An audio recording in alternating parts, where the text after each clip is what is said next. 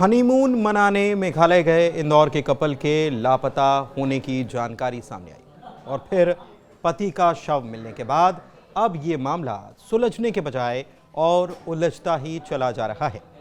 इस मामले में मृतक राजा रघुवंशी के परिजनों ने शक जाहिर किया है और स्थानीय पुलिस की जांच पर ही सवाल खड़े कर दिए।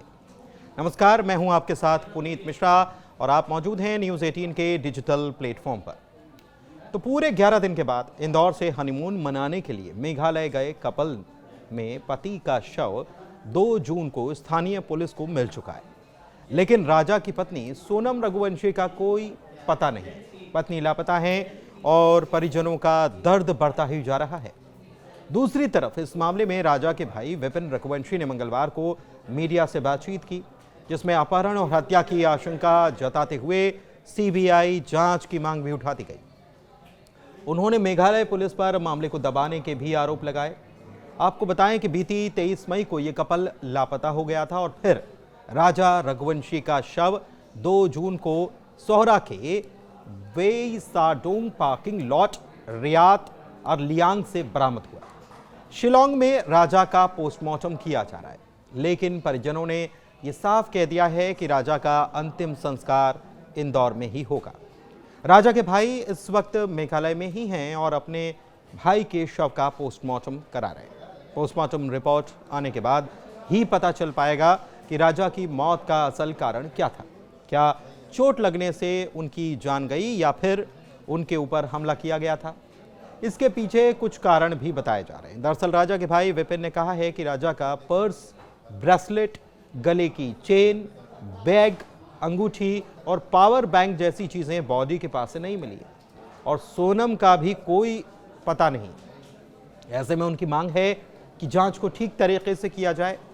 विपिन ने मेघालय के मुख्यमंत्री कोनराड संगमा से भी मांग की है कि दिल्ली से सीबीआई पूरे मामले की जांच करे, लेकिन दूसरी तरफ स्थानीय पुलिस को नहीं लगता कि ऐसी घटनाएं यहां पर हो सकती है। हालांकि विपिन ने सवाल भी उठाए। उनका कहना है कि अगर पुलिस का कहना सही है तो स्कूटी शव से 25 किलोमीटर दूर क्यों मिली? शव खाई में क्यों मिला? वहां पर 5 फीट की दीवार का उन्होंने जिक्र किया है और फिर उन्होंने ये भी बताया कि ऐसे में कोई आत्महत्या नहीं कर सकता। विपिन ने यह भी कहा है कि राजा और सोनम इंदौर से आए थे, इसीलिए किसी से किसी तरह की दुश्मनी तो नहीं हो सकती। अगर कुछ हुआ भी है तो स्थानीय लोगों का हाथ हो सकता है। राजा सोनम की शादी भी उन दोनों की मर्जी से ही हुई थी, तो इसमें कोई तीसरा एंगल भी उनको नजर नहीं आता। शादी को लेकर दुखी होंगे ऐसी कोई बात भी वो नहीं मान रहे। मेघालय सरकार तथ्यों को दबाना चाहती है, विपिन का ये कहना है। परिवार का आरोप है कि ये सोची समझी हत्या है। शिलांग की ईस्ट खासी हिल्स पुलिस ने मामले में हत्या का केस दर्ज किया है। विशेष जांच दल SIT का गठन भी कर दिया गया है और ये भी पता चला है कि हाथ में बने राजा नाम के टैटू और वाटरप्रूफ घड़ी से शव की पहचान की गई। एक बात और पता चली है, दरअसल कपल के साथ में गाइड था।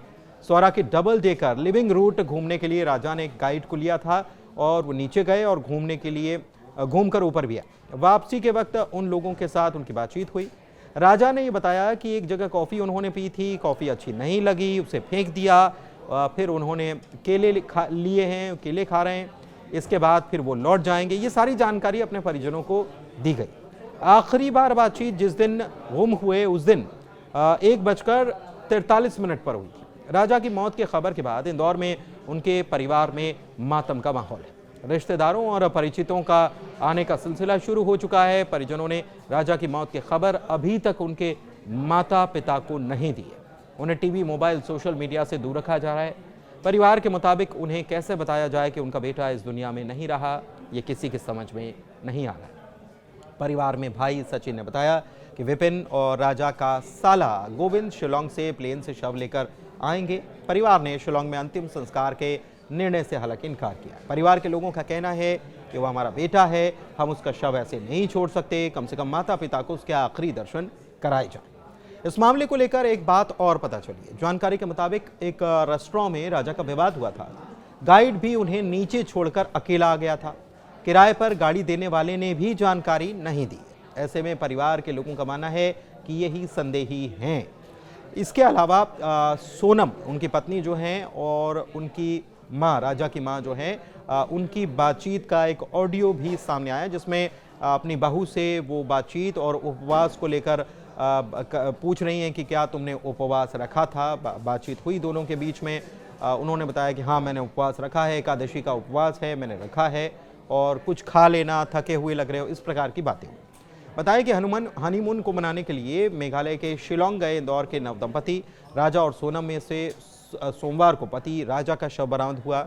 23 मई को लापता होने के 11 दिन के बाद राजा का शव गहरी खाई से मिला, जबकि सोनम की तलाश अभी भी जारी है। राजा की मौत की खबर के बाद इंदौर में उनके परिवार में मातम है। रिश्तेदारों, परिचितों का आने का सिलसिला शुरू हो चुका है। राजा के भाई विपिन और सोनम के भाई गोविंद 11 दिन से सर्चिंग में पुलिस के साथ हैं।